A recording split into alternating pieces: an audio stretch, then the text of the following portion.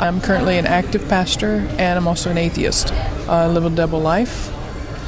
Feel pretty good on Monday, but by Thursday, when Sunday's right around the corner, I start having stomach aches, headaches, just knowing that I got to stand up and say things that I no longer believe in.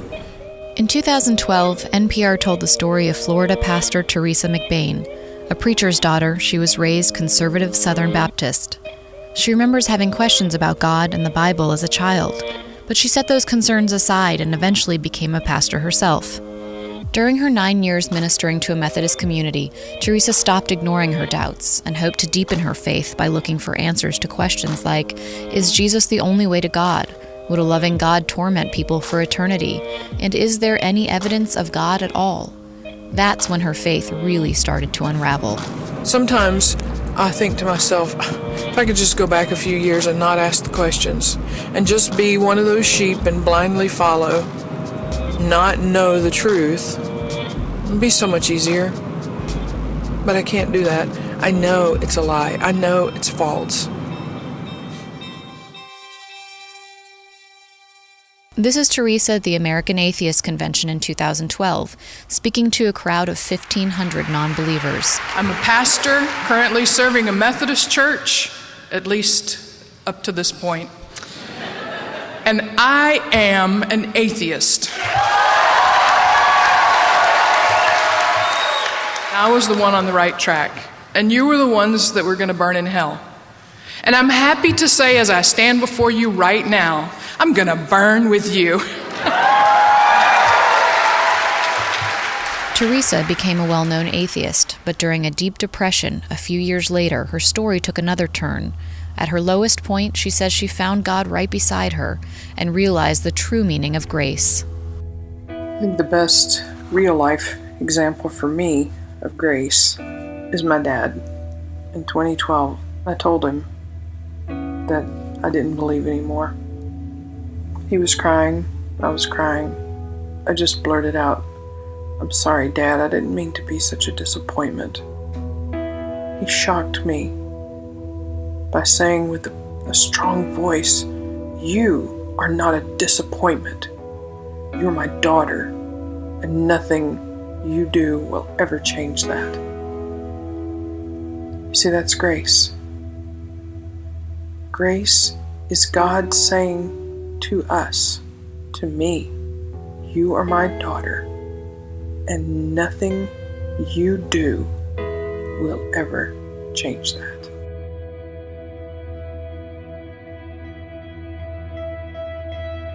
It's human nature to have doubts, especially about things we learned when we were kids, and about things that can't be proven or seen, like God. But what happens when it's a pastor, whose job is teaching people about God, who stops believing? Today, you'll hear part one of the story of how Maybe God host and pastor Eric Huffman lost his religion, what brought him back, and why today he believes doubt is the fuel of faith.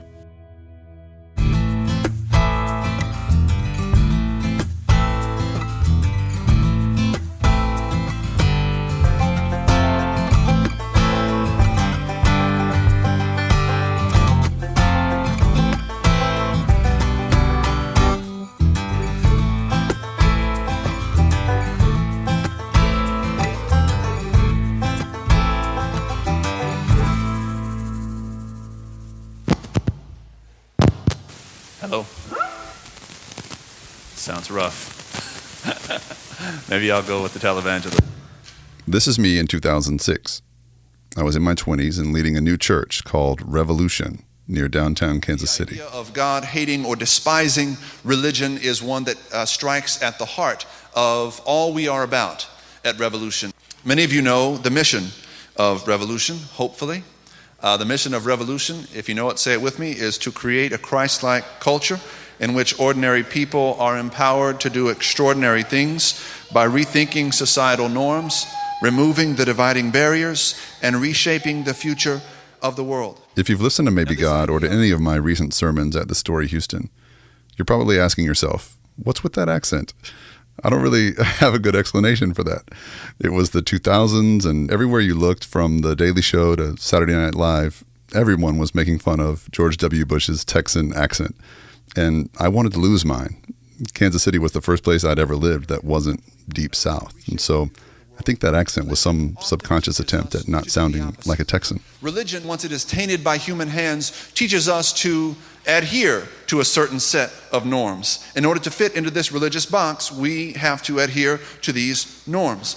And then religion also teaches us to idly sit back and allow the future of the world to come to us, instead of doing all that we can to impact or to change the future of the world. And so what strikes me more than the accent is the anger in my voice, especially my anger toward Christians. That's just not what you normally hear on a Sunday morning in a Methodist church. Methodists aren't known for raging against the machine. But I was a fifth-generation Methodist pastor who didn't believe Jesus was truly the Son of God or that the Bible was divinely inspired. And that kind of cognitive dissonance is enough to frustrate anyone. And every Sunday I would stand up to speak and the frustration would boil over. some religious Christians go so far as to put bumper stickers on their cars to show the rest of the world just how religious and Christian that they are, right? My favorite Christian bumper sticker is "Redeemed by the blood of the Lamb." And I've always wondered what people who are not familiar with Christianity think about a bumper sticker like that. Redeemed by the blood of the Lamb. Then if you want to earn doubly divine brownie points for being religious, you might even put one of those metal fish on the back of your car, with the regular fish, meaning you're moderately religious, and the fish with Jesus in the middle of it, meaning you're quite religious, but the fish with the Greek word for Jesus, meaning you're super religious. My church was struggling to survive. Apparently, preaching about how most Christians are evil and then saying, "Hey, you should become a Christian," isn't a winning strategy. As if that wasn't stressful enough, my marriage was also in trouble. My wife was begging me to leave it all behind and go to law school instead. But this world, the church, it was all I knew. I grew up in a tiny Bible Belt town called Red Lick, Texas. And church had been my life since the day I was born. Just ask my parents, Chuck and Kathy. Most important question for our listeners, and maybe for me too, what kind of a kid was I? Well, I mean, a great kid, outgoing, always fun to be around, magnetic personality, drew people to you, loved sports of all kinds, and loved being in the church. What about any downsides to my character as a kid? Mom's reaching for the mic. School was not the priority. Doing homework on the bus on the way to school. Luckily, you were a really good test taker. So you didn't have to do a lot of prep, but you could ace the test. When I was a kid, Red Lick was made up of dirt roads and old dairy farms. It was about as ideal a childhood as I can imagine. I rode my bike to school almost every day, and when school was out for summer, I spent the whole day with my friends, playing football, wading in the creek, gigging for crawdads, going to Boy Scouts and vacation Bible school at the church. I only had one thing to worry about, and that was being home in time for supper. When I turned 14, I took my first paying job at the Red Lick Cemetery, and for 10 hours a week and $4 an hour, I cut the grass around the graves, dug up sunken headstones, and spruced up flowers and American flags left behind by grieving loved ones. When I was a teenager, do you think that if somebody had told you that I would become a pastor, that you would have believed them then? I would have. Yep. Mom?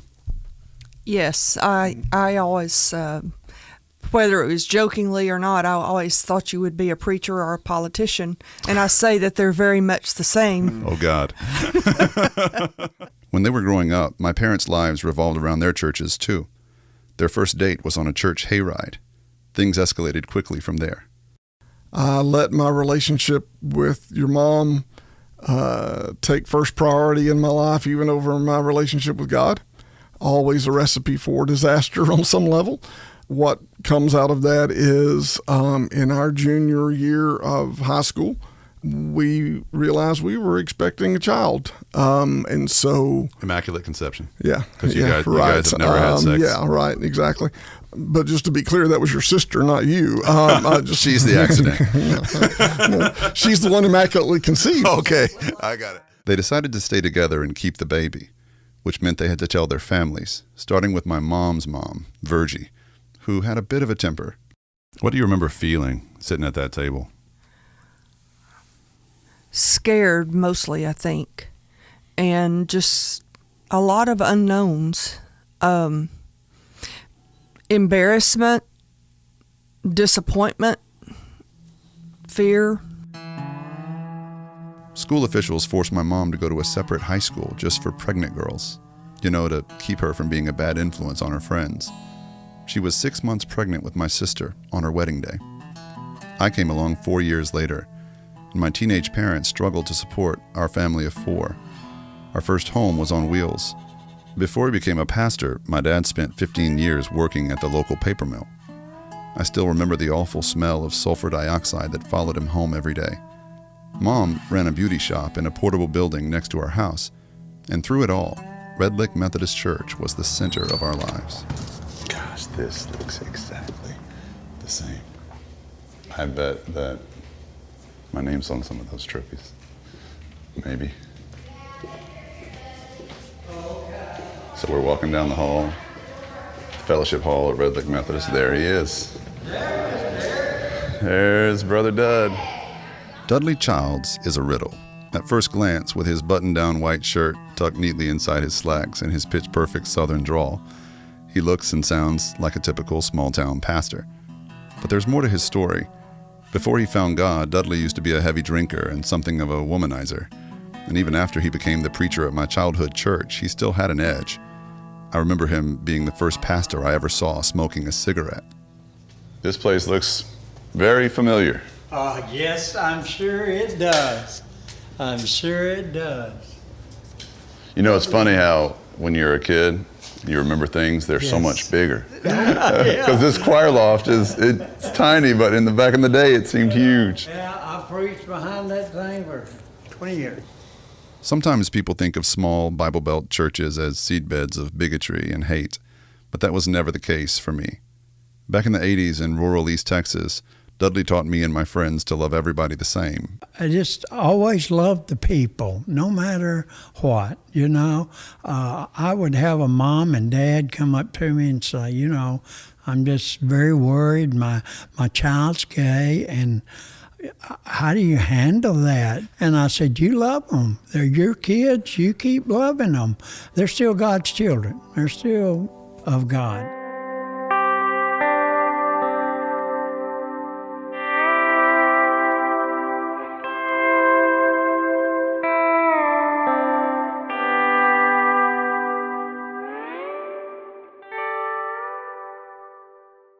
When I was 18, I left Red Lick behind and went to college, where I decided to major in psychology. I always knew I was destined to help people, and becoming a therapist seemed like the best way to do that outside of becoming a pastor, which I didn't want to do because when I was in middle school, my dad became a pastor. And like any rebellious young man, I wanted to step out of my father's shadow. So this is Centenary over here. Where should I park? Maybe I'll get some. I never did pay for a parking pass my whole time I was in college, so I became an expert at finding free parking around here. It was the first day of freshman year. I was sitting in my very first college classroom. Intro to choral singing. It was the easiest elective course that I could find. And the choir directors, Dr. Brooks and Dr. Rich, asked all of us to introduce ourselves, so we went around the room saying our names and where we're from. I was sitting in the front row, and so I said, I'm Eric Huffman, and I'm from Red Lick, Texas, and then all the other students sounded pretty much the same after that. Chris from Dallas, Trisha from New Orleans, Jeff from Atlanta, and so on. But then, for the first time, from the back row of the class, I heard the voice that changed my life forever. And she said, my name is Giovanna Chavez, and I am from Quito, Ecuador. I thought you were fun. You were always surrounded by a lot of people, and you seemed to be like the life of the party in a lot of ways. And I don't know if it was actually the life of the party or maybe the class clown. I don't know. I can't decide really. What's the difference? I don't know. But in the very beginning, you were a little weirded out by me. The way in which you flirted with me was strange. You used to hit me from the back row of choir rehearsal, fist bump me or something like that. I don't know. It was just kind of. I just wanted to touch you. You were not. It's not good. You were not an experienced flirter. No, I was not. I mean, truly, from the moment I laid eyes on you or heard your voice. Like I was pretty head over heels. And That's sweet. I had written in a journal that I kept at the time, which was my prayer journal. I'm not sure why I wrote this in my prayer journal, but I wrote that you're the one for me. We're going to get married. And that was August the 21st. We met on August the 17th. And so You've always known what you wanted. That's something about you that I also like. It took you a little bit longer, on the other hand. It did. But eventually my good looks won you over. No, it wasn't your good looks. You looked kind of sick. I'm sorry. Sick how? I was perfectly healthy. You had shaved your head.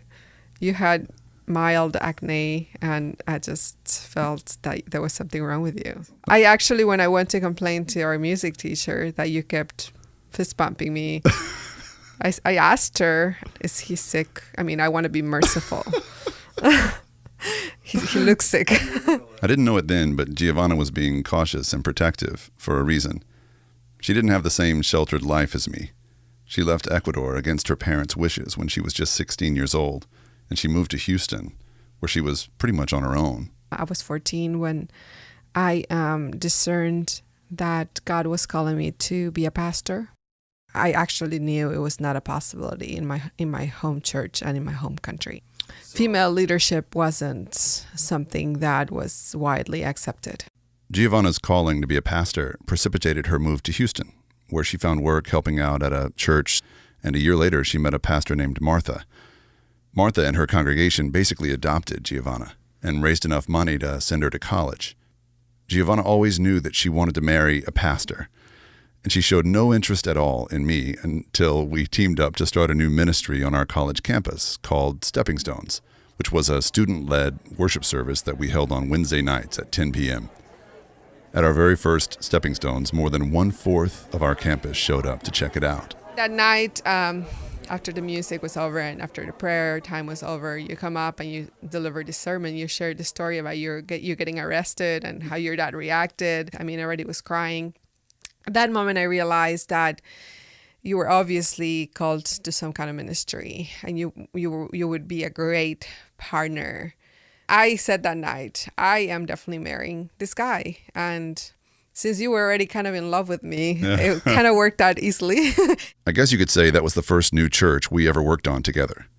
Just 8 months after we met, while driving back to campus from a night at the Olive Garden, we decided to get engaged. And a year later, during the summer between our sophomore and junior years, we were married in the church that adopted Giovanna back in Houston. Of course, everybody thought she was pregnant, or maybe she was using me for a green card. I think when we said we were going to get married so soon, it always startles people, because I think most people wait to marry until later. You and I have always been very determined. Yes. And I think that we just got this idea in our heads that we have to get married, and we did. So there we were, barely 20 years old, living in Shreveport, Louisiana, about to start our junior year of college, and totally broke. I took the Maybe God team on a little road trip to see where it all started. We are in Shreveport, Louisiana, the first town Gio and I lived in as husband and wife. And coming up on our first townhouse right here on the corner. Actually, it's not a townhouse. What do you call these apartments? What do you call them, Julie? 1102, that was us. I've never seen Dudley anything Drive. like this. Yes. I don't know. I don't know what I'd call it. And I think our neighbor was like a nymphomaniac or something, because she didn't get as much sleep as we did. She was an active person. Just after we got married, we started a Christian band that played at all the Stepping Stones services. And like any new band, we needed a cool name. But we couldn't come up with one. We just weren't all on the same page. Our bassist was a hopeless romantic who wore a lot of flannel. Our backup singer wore cut-off jean shorts and multiple pieces of Christian jewelry every day. She was basically a walking advertisement for evangelical church camp. And Gio and I were the lead singers, and our guitarist and songwriter was a preppy frat guy named David, who was in school on a golf scholarship. Our band lacked a certain identity or definition, and so we decided to call it Continental Breakfast, because we had something for everyone.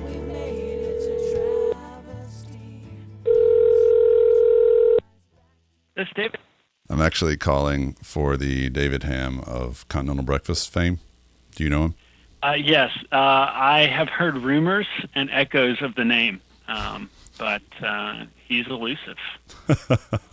I haven't been able to find any recordings, by the way, much to my chagrin. I haven't given up.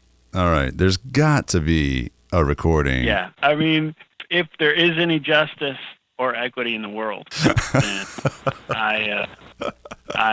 there has to be. So Gio actually found a recording in our attic a few weeks ago. So this is Gio and me singing one of our most popular songs. You guys, hold on to your seats. Sanctify me, purify me, solidify me, rectify me, stand beside me, live inside me. I can't abide without your sanctify me, purify me, solidify me, rectify me, stand beside me, live inside me. I can't abide without your love. Lord, you have given the power of your spirit. You have more than to the image of your love. I can't abide. Continental Breakfast actually went on tour at least twice. We even recorded an album with the bass player from the band Sixpence None the Richer. The studio was in the back of this charismatic preacher's house. That's right. And I remember he came in one time to listen to us lay down the track, and he just like walked out. Like, oh my word! I thought this was a band. It was hurtful, but counseling has helped. Our music was way ahead of its time, and no one was ready for it then.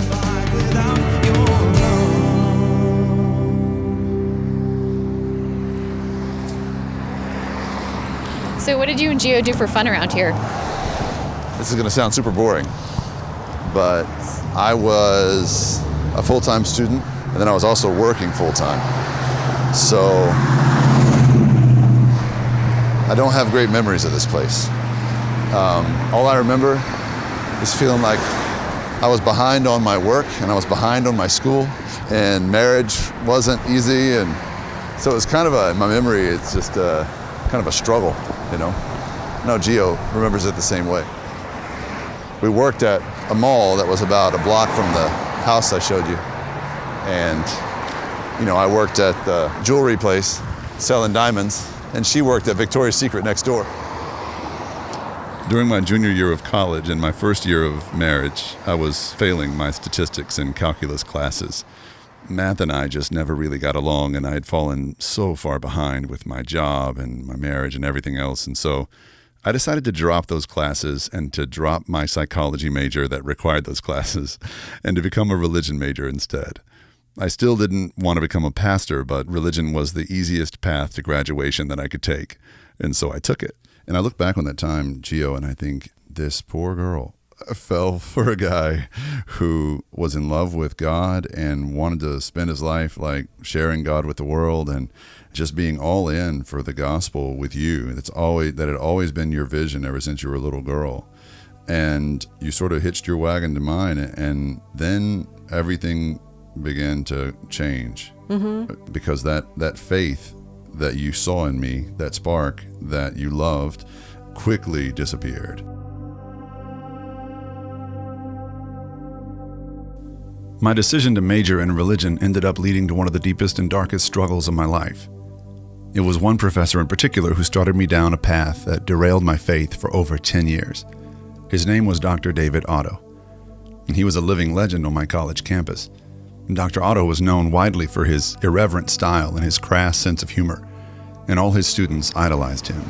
This building we're looking at right now is the Religious Studies Department, and this is where I walked into my first class of Dr. Otto. I really thought religious studies at a Methodist-affiliated school meant let's sit around and learn more about the Bible and Jesus and like church camp sort of, but there was something completely different in store for me. This would be the first time I'd seen David Otto since I graduated 17 years ago. And I felt shaky with nerves, but also with resentment, I guess, and even rage. Because to me, this man had become a villain. He was the reason I lost my faith in God. He set me on a course that led me and my wife through so much disappointment and despair, even to the brink of divorce multiple times.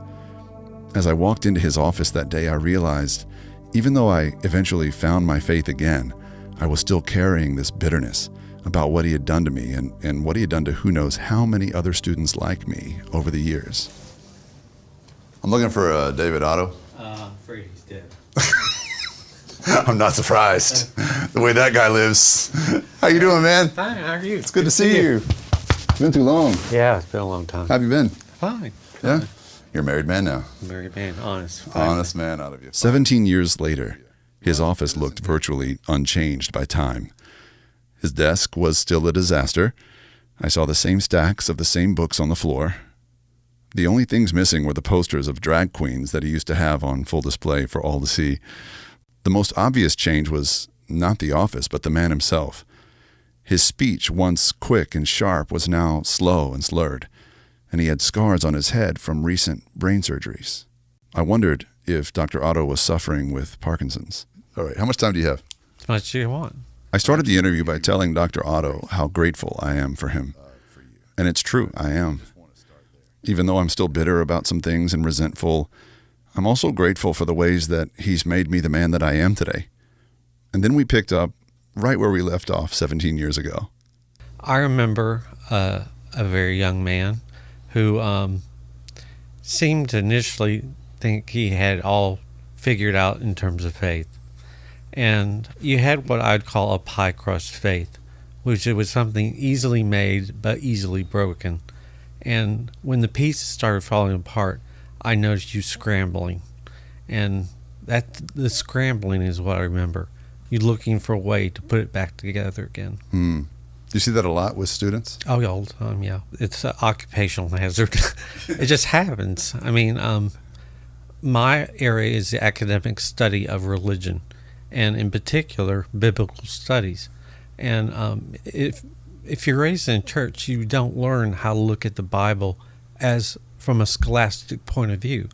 And so that's learning to put on new sets of lenses, looking at texts in new ways, learning about modern biblical scholarship and why it should be important.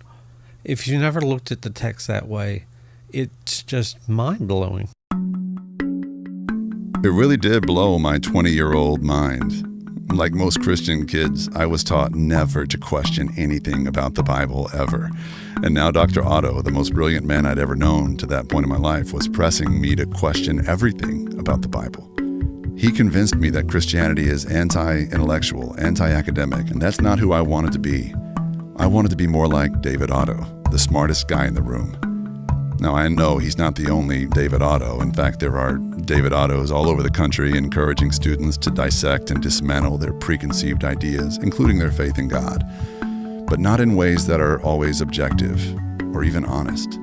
I think I only seem extreme because of where I'm located, which is Shreveport is the sparkle on the Bible Belt, right? It's dead center. And so, what I do in terms of what my peers do is pretty middle of the road.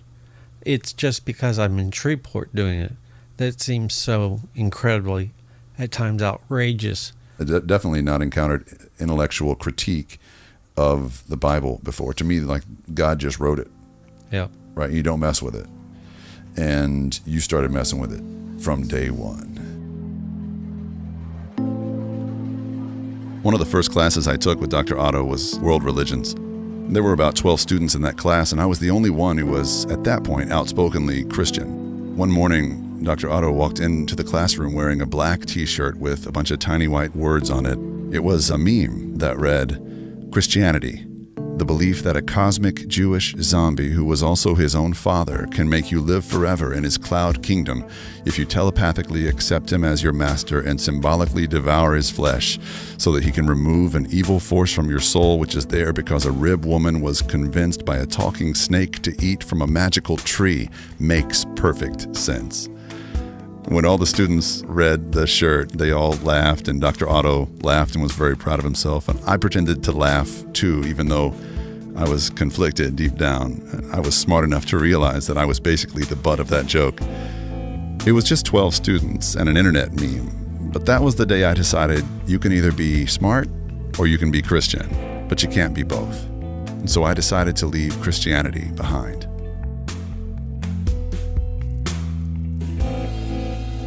David. It seems like, tell me if I'm wrong, but it seems like we got away at times from a sincere or honest intellectual approach to really kind of a more sensational, like, we need to rattle these kids' cages so that they'll leave their assumptions at the door. Yes, to rattle the cage, but not for the sake of just rattling, which is Kierkegaard, for instance, discusses a difference between reason A and reason B. And reason A is all the doctrine you learn and grow up with in the church. But you have to push it, and you begin to see that it is, if you just look at it, it's absurd. And so it's not until you really learn the absurdity of the Christian faith that you can make a leap to a different form of understanding that's informed. It's critical thinking. It's not taking things blindly, and it's wrestling with the absurdity, because it is absurd. I mean. Say more. What do you mean about that?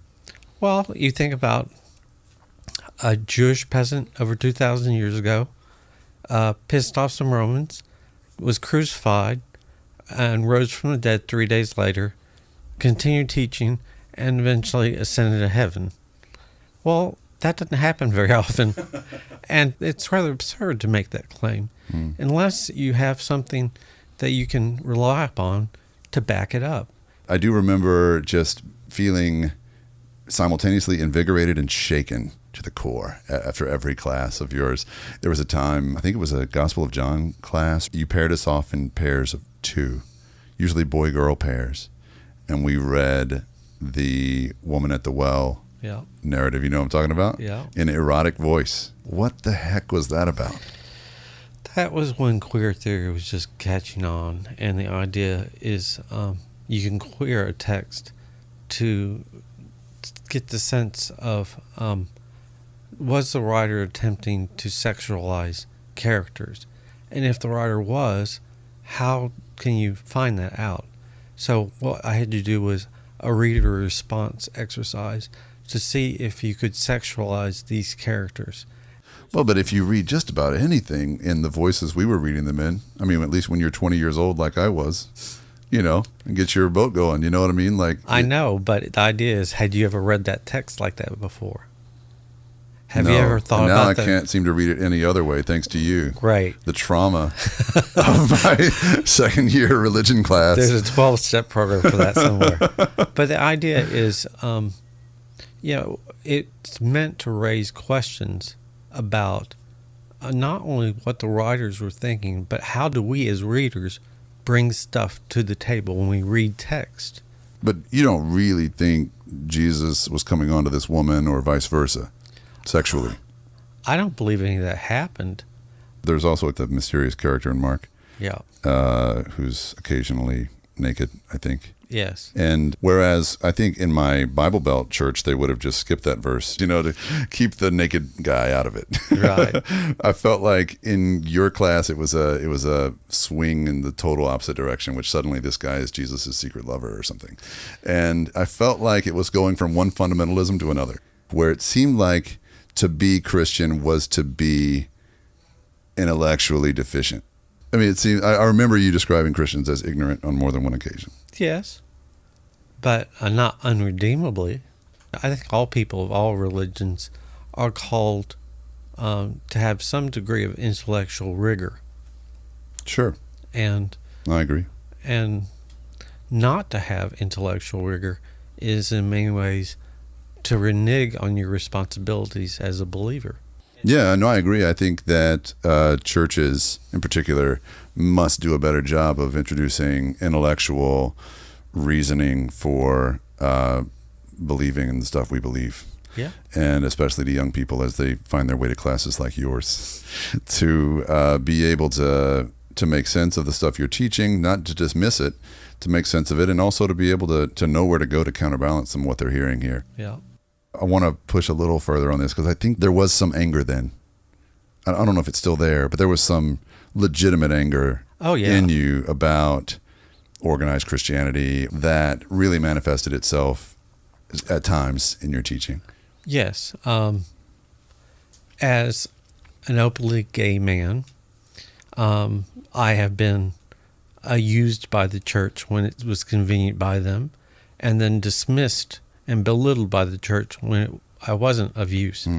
And I just got to a point where that type of ecclesiastical abuse was not acceptable. When they needed somebody to be a keynote speaker or a Bible leader at a national convention, I was their man.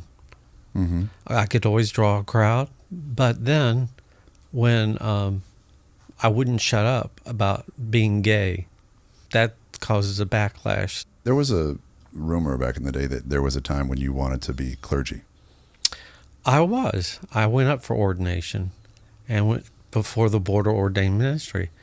And they said, now, David, we have to ask you a question. Are you self-avowed practicing homosexual? I thought for a minute, thought about these people. I said, well, no, I'm not. And they leaned forward and looked at me and I said, I think I got it down pat. I don't need to practice anymore. I'm professional. So no ordination for you. No ordination. But that was a time when a lot of us, just getting out of seminary, were throwing ourselves on our swords, thinking that we'd make a point, and that, of course, they would see that God can call whoever God wants to call to professional ministry, and that the church has no way to make a discernment of that based on someone's sexual identity. The church didn't seem to understand that. It still doesn't. So I mean, it would be impossible for you to keep that out of your teaching, out of your classroom in its entirety, unless I didn't want to be authentic, right? Of course. And there it was, the missing link in my understanding of Dr. Otto's anger toward Christianity.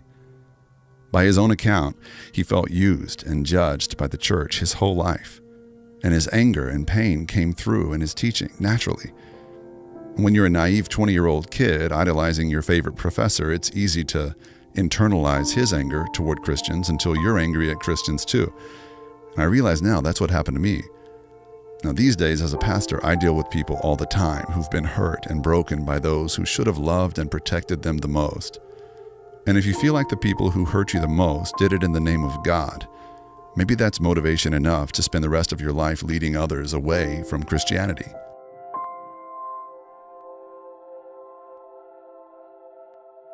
What do you believe about God to be true? I'm indifferent to the existence of God. I don't have proof that God exists, and I can't prove a negative, so I can't prove God does not exist. I'm more attuned to the questions of human suffering and why humans suffer. Why do we have political systems that we do? Why do we have the current social issues that we do? What can I do to affect change? What can I do as an educator to help others affect change? And if I can use biblical discourse in an academic way to push those questions, I'm doing my job. And in many ways, I would consider that a ministry. I used to sing for $35 a week at the First Methodist Church. Oh, yeah. At the choir. And there was a time you were there.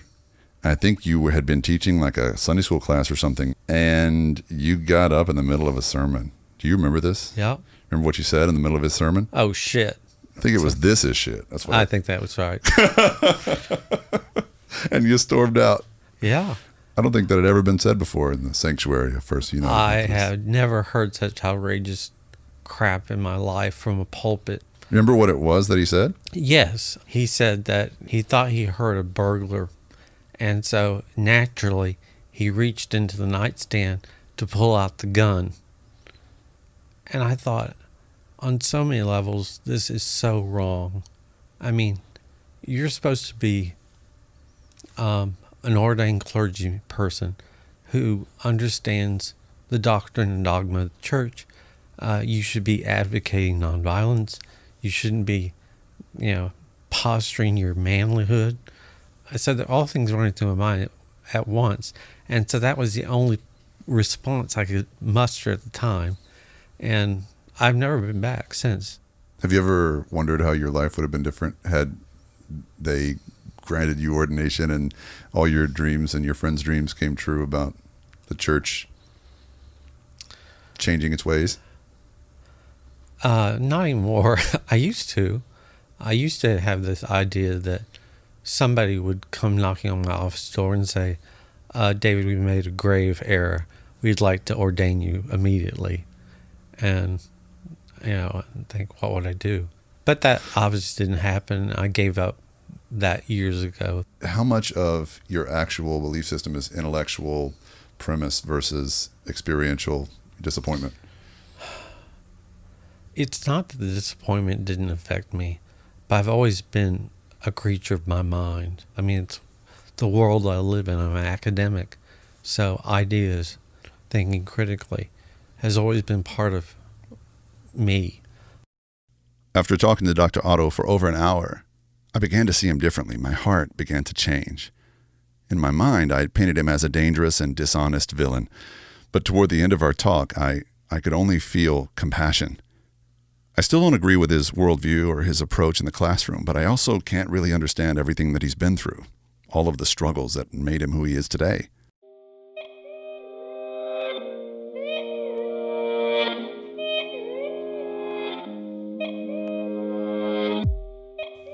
After 2 years under Dr. Otto, I was done with Christianity altogether. I used to keep a journal, and in an entry from April 2001, I wrote, "The Bible, the Torah, the Quran, they're all the same. All religions are a ruse, including the church. Jesus might have been great, but it was men like Paul who made him their God." And like Dr. Otto, I became indifferent to the existence of God. Before leaving my old college campus, I stopped by to see Betsy Eves, who was the chaplain back when I was in school. I wanted her thoughts on what happens when naive students like me walk into Dr. Otto's classroom. I felt like in the religion department at the time, there was like a concerted effort to rock kids like me. I think there was. Yeah, you agree with that? Yeah, I do. Yeah. And I don't think it was hateful. I just think it was a reaction to the context. Mm-hmm. I think in their eyes, the majority of the kids that were coming to religion classes at Centenary in Shreveport, Louisiana, were probably Bible Belt kids that needed their cage rattled a little bit and needed to learn to doubt and question and explore. But man, that was a hard season for me. It felt like there was definitely an agenda there, and it did feel like it wasn't a productive one. It felt like it was just deconstructive. Well, and I think sometimes that happens unintentionally when someone is teaching and they don't recognize their own agenda. They don't recognize their own struggle with the institution. Do you think it's productive, that kind of approach? I think it's productive to teach people to think critically and to ask hard questions so that you can know what you believe and be able to answer why you believe what you believe. I don't think it's productive to try to tear down their faith. I think part of the struggle is that perhaps it goes beyond the critical thinking plan and unintentionally creates an attack that the student's not ready for, that feels like an attack on the mentors and the people they cherished and loved and trusted. Yeah. That's not the same thing. And if you go too hard at anybody who thinks that, yeah, you create a different kind of fundamentalism. That's exactly right. Yeah.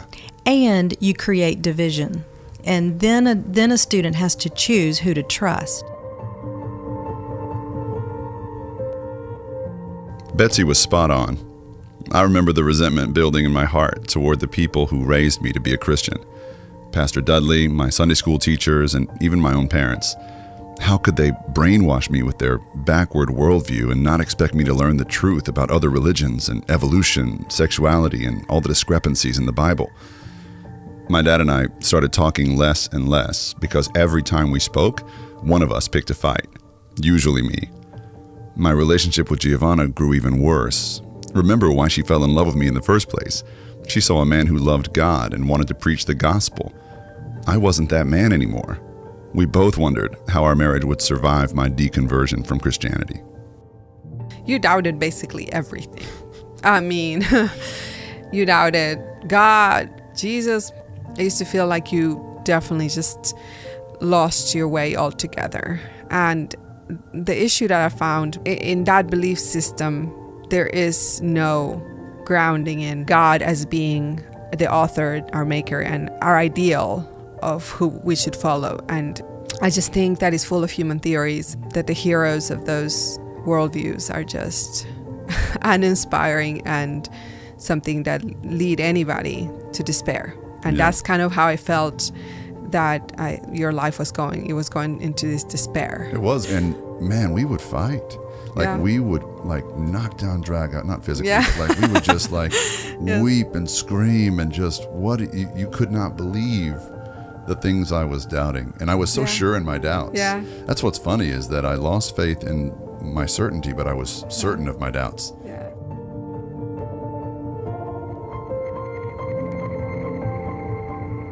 I used to pick fights with Giovanna all the time. I'd criticize her for having blind faith instead of common sense. I said her Bible was full of flaws. I made fun of her for believing in hell. I mocked some of her favorite preachers, and I even judged her for being judgmental, which is the height of irony. She fought back with some valid arguments of her own. She said I was being arrogant and self-centered. She said I had no respect for the Bible and no fear of God. And she was right. I didn't. I'm sure that many of our Maybe God listeners have dealt with doubts like these before. Maybe doubts have defined part of your journey too. I know there is such a thing as honest and healthy skepticism, but I also know that the line between healthy skepticism and dark cynicism is incredibly thin. And during that particular season of my life, I crossed that line. I wish I could say that Giovanna's emotional appeals and her patient prayers were enough to warm my cold, dying heart. But I'm nothing if not stubborn. Unbeknownst to me at the time, my pride was about to lead us down some very dark paths. Part 2 of my story is coming up on the next episode of Maybe God.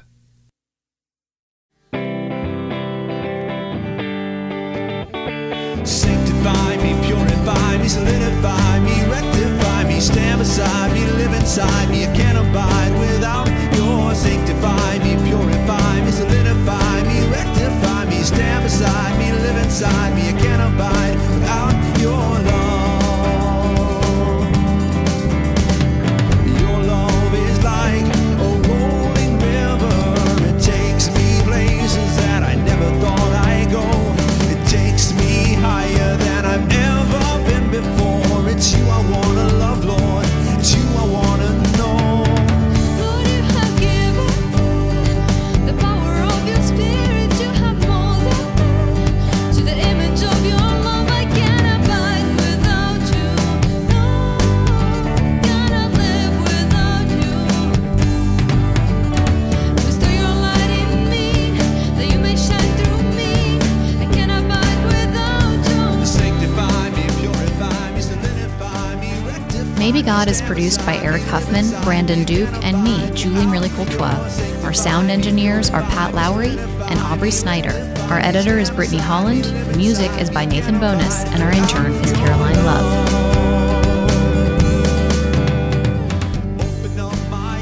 If you have questions or doubts you'd like us to address in upcoming episodes of Maybe God, email us at maybegodpod@gmail.com or start a discussion with us on our Facebook page, Maybe God Podcast.